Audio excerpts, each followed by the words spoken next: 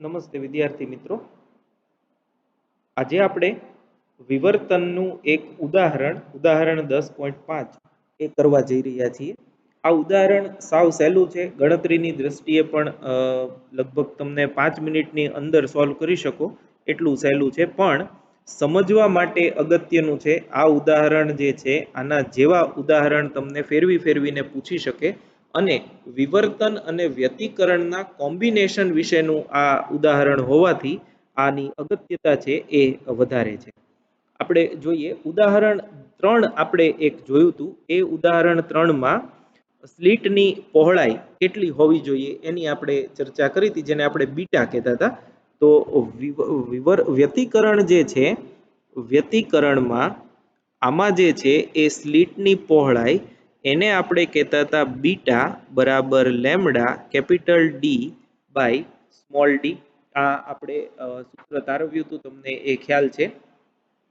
તો હવે તમને એવું કીધું છે કે સ્લીટની પહોળાઈ કેટલી હોવી જોઈએ કે જેથી એક સ્લીટની વિવર્તન ભાતમાં, આ અગત્યનું છે, એક સ્લીટની વિવર્તન ભાતના મધ્યસ્થ અધિકતમમાં બે સ્લીટની ભાતમાંની મધ્યસ્થ અધિકતમમાં બે સ્લીટની ભાતના 10 મહત્તમો આવે.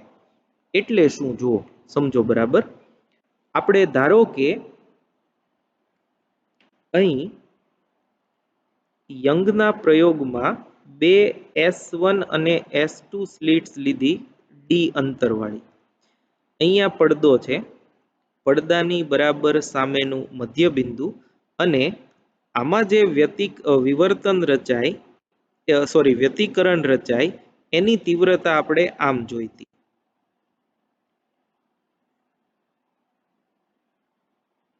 બધી શલાકાઓ માટે આમ હતું.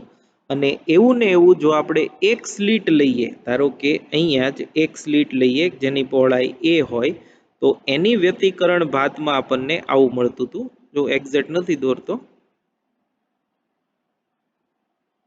બરાબર. હવે આ શું કે છે એ તમને સમજાવું. ધારો કે આને હું ઊભું દોરું છું. આ ધારો કે એક સ્લીટથી રચાતી વ્યતિકરણ ભાત છે, તો એ આમ હશે.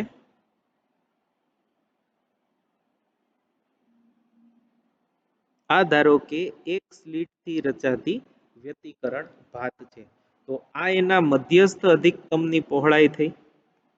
મધ્યસ્થ અધિકતમની પહોળાઈ કોના માટે? આપણે કરીએ છીએ વિવર્તન માટે.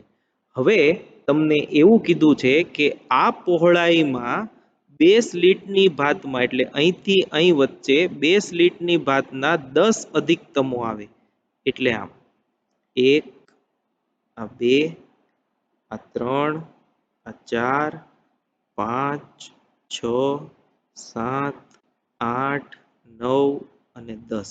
આમ તો આટલી ભાતમાં 10 અધિકતમો આવે એ માટે આ સ્લીટની પહોળાઈ એ કેટલી હોવી જોઈએ? તો ટૂંકમાં કહેવાનો અર્થ આ છે, આ અગત્યનું છે કે મધ્યસ્થ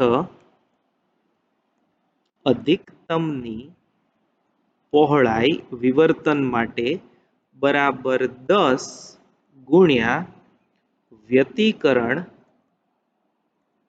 ની એક શલાકાની પહોળાઈ. આમ તો પ્રકાશિત લેવી જોઈએ, પણ હવે પ્રકાશિત અપ્રકાશિત સરખી જ હોય છે એ આપણને ખબર છે. તો મધ્યસ્થ અધિકતમની પહોળાઈ કેટલી? તો કે 2 લેમ્બડા અપોન એ જેટલી, જ્યાં એ સ્લીટની પહોળાઈ, અને 10 વ્યતિકરણ શલાકાનું એક શલાકાની પહોળાઈ એ આપણે જોયું હતું lambda D, lambda upon D, small D. Capital D તો રેખીય પહોળાઈ હોય તો થાય, એટલે લેમ્બડા કેન્સલ થશે.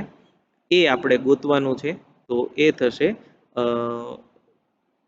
2 લેમ્બડા બાય એ, તો એ થશે ડી બાય 5, ડી બાય 5, કેમ કે ડી જે છે એ આપણને આપેલી છે, જે આપણે ઉદાહરણ નંબર 3માં ડી લીધું હતું એ જ ડી લેવાનું છે.